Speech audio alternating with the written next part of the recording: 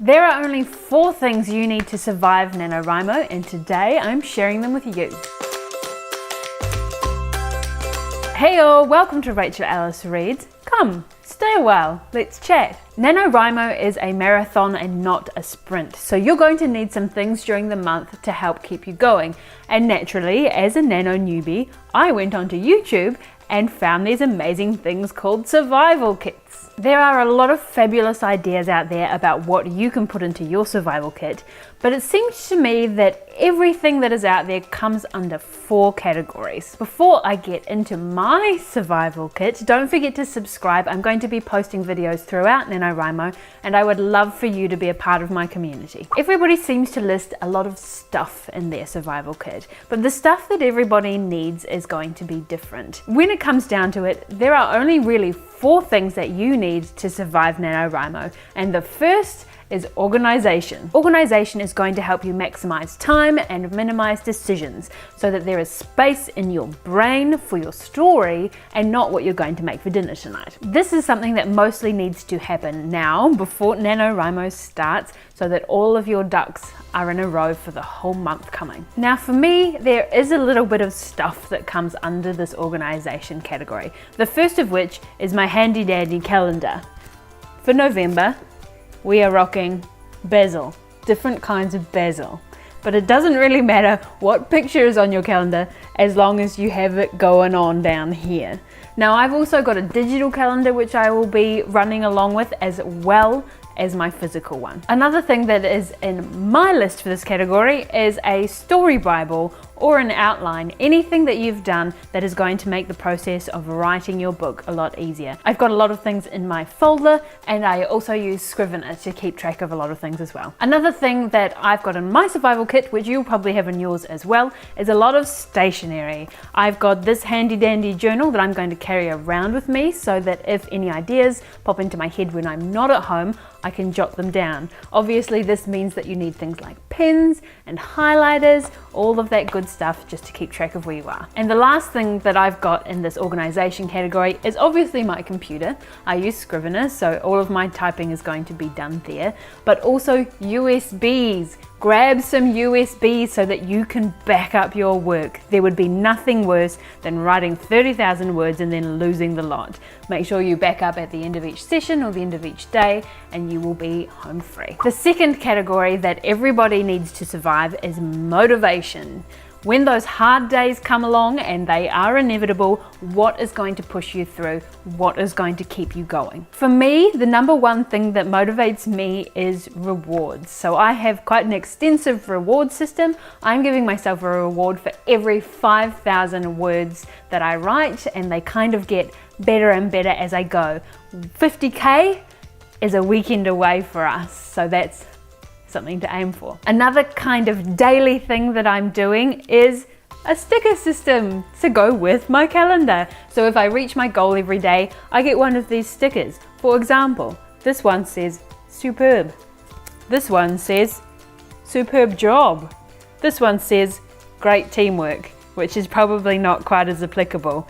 But you know, there's a monkey on it, so that's great. Another thing that comes under the motivation category is things that help create an atmosphere in which you can do your work. For me, I personally like candles. I do a lot of my work in the mornings, so having a candle-lit work session is quite nice. I also have an essential oils diffuser, which is really cool. You can get all sorts of oils for things like this, from energy to sleep, but the ones that I am most interested in are the ones for focus. The next thing is to eliminate distractions. For this, I am planning on grabbing me a Spotify premium membership. I don't usually pay for things like this, but during NaNoWriMo, I just want to cut out those ads. I do find that when I'm listening to Spotify with ads, it does jolt me out of that focus zone. To go with this is a good set of headphones. Unfortunately, my working space is not in an area that I can just close off from the whole world, so having a good set of headphones is really good just to cut out that extra noise. The other thing that I have recently come across is productivity apps.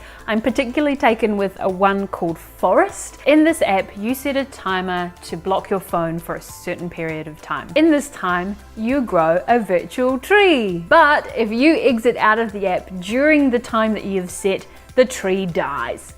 Don't touch your phone. because you'll kill the tree. Oddly enough, this is actually really, really motivating. If you do a few during the day, you start growing your own little forest, and it's actually really satisfying. It's also a really good way of tracking how many minutes in the day you've actually been productive. And the last thing that is going in my survival kit for this category is community. I'm gonna shove a whole heap of people in a box. Get in the box! Whether this is your parents, a critique partner, your best friend, your spouse, whoever helps motivate you needs to get in the box. Another one that I am kind of relying on is a writers group that I've joined. I've mentioned this before.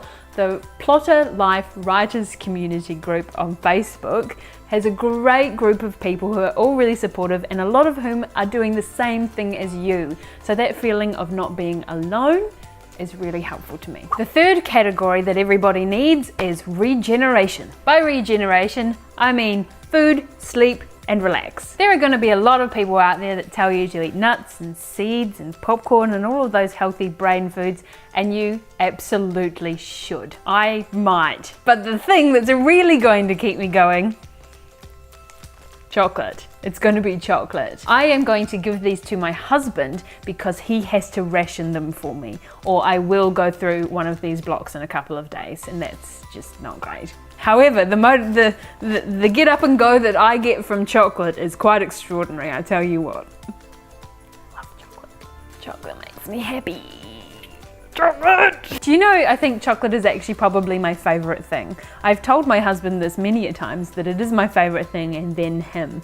He knows where he stands. Obviously, you're also going to need to hydrate yourself. Water will be very important here, and I know a lot of other people would say coffee, but I am personally not a coffee drinker, so I am stocking up on hot chockies. I told you how much I like chocolate, right?